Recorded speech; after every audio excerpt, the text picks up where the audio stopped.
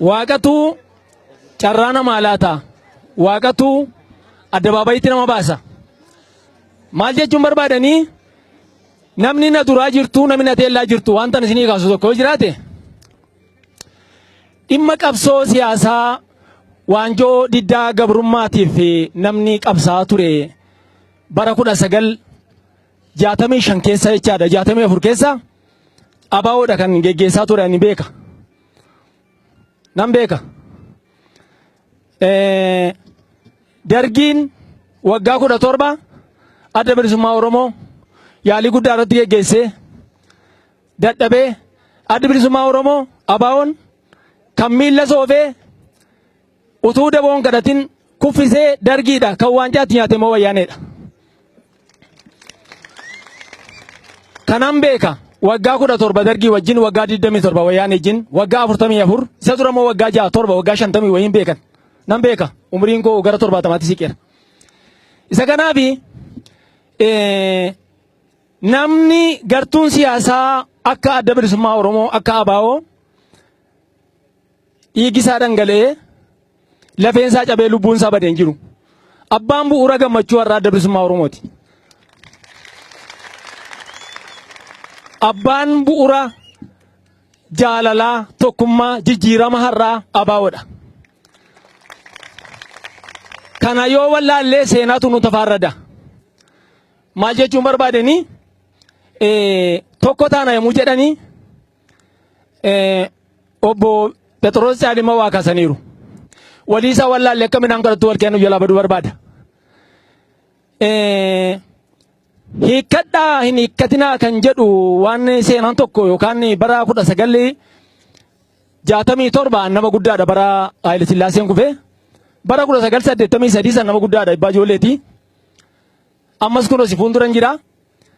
83 dargiin kufee 84 hanga 87 gidduutti jiru chaartarii mootummaa ceemsaadhanii adda bilisummaa Oromoo mooraatti meeshaa isaanii naqanii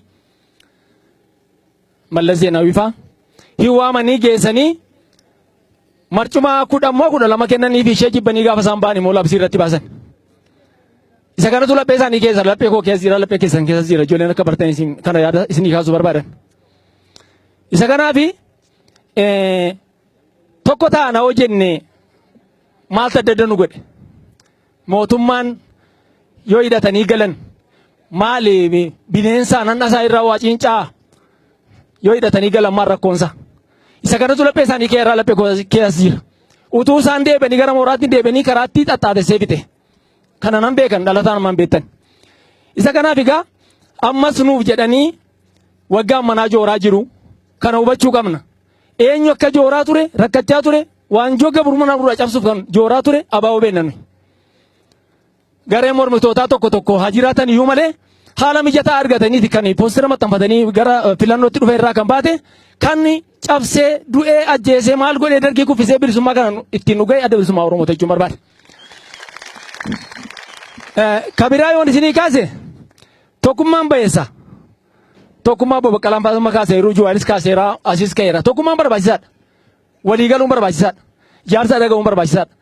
Dhiirri abbaa kee dhaga'uun barbaachisaadha. Durbaa dhaqee dhaga'uun barbaachisaadha. Nama tamaaree irraa waa qassamuu yookaan fudhachuun barbaachisaadha.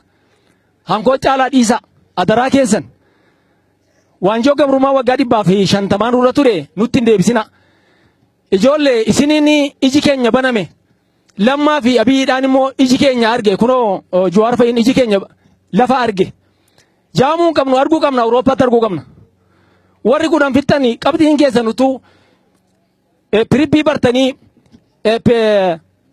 raattanii 12 fixxanii immoo yuunivarsiitii galuu utuu dandeessanii teellaatti hin deebina. Biyyi Awurooppaa hordofaa jira.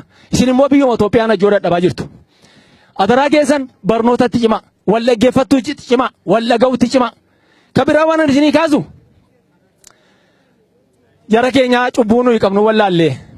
Sumaalee irraa Oromoo fanaqqalu. Beleeshangurii irraa Oromoo fanaqqalu. Oromoon arjaadha. Gowwaadha. Maal godhe maal balleessine nuyi. Namni meeshaa hin qabne hin jiru biyyi biraan. Maal man illiti wallaggaa kun. Yoo shugutii dhosinee bitanne dargiin shugutii dhaa deemuu mudhii keenya fuunfataa ture. Wayyaaneenis mudhii keenya fuunfattee nuuf qaabuudhaa turte. Obbolummaadhaan jaalalaan tokkummaan ta'uun barbaachisaa ta'e Bulchiinsi magaalaa Najjoo maganda afur qaba. Kilaashiin tokko hin jiru. Namni kilaashii tokko qabu hin jiru. Kilaashii tokko namni qabu hin jiru. Maali eenyuun takabbaa biyya eega eenyutu of eega eenyutu manaamaadha jedhamee malammalamee meeshaan biyya Itoophiyaa keessatti oomishamaa jira. Maal meeshaan maaliif hin laatamu? Meeshaan maaliif hin kennamu? Hunda kanaaf kennachuu tun ta'in xiinxala qaba ilaalamee meeshaan barbaachisaadha. Murni xinnoon meeshaa waan qabduuf sallagootee nama keenya walakkaa miliyoonaa kaaste. Achirraas akkuma kana. Isa kanaafi ani meeshaa dhabnee tokkummaa keenya duwwaan immoo meeshaan kun asiin tokkanaa namni kun dhangalaanee nama sokkina waan ta'eef meeshaan barbaachisaadha.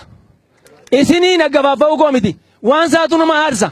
Bilisummaa amma dhufe teelaatti deebisuudhaaf warri galee dheengadamee jirjiran leetinaal koleen qabaman kuni birrii isaanii addaan jira beektu.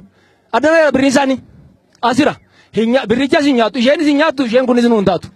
Obboleessi keenya mucaa wallaalaan biyya keenya nu ijaara jennee yaannu kaleessa nu biraa ajjeefame.